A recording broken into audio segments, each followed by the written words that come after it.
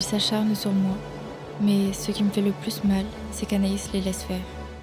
Une histoire trop banale de harcèlement, une histoire écrite et jouée par des élèves.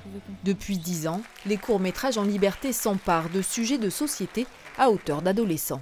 C'est vraiment un problème parce que ça peut être sous violence, mais ça peut être physique ou moral. Et c'est très fort et c'est très destructeur. Il faut en parler.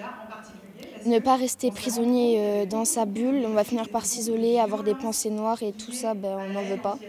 Victoire par KO.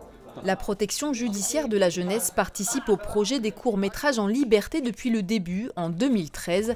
Sur la base d'un constat, pour faire cesser le harcèlement, la sanction ne suffit pas. Travailler les compétences psychosociales de ces jeunes, à savoir la connaissance de soi, être capable d'éveiller l'esprit critique et de justement face à des phénomènes comme cela, que le jeune puisse être en capacité de dire voilà, comment je dois agir, est-ce que je dois agir comme ça.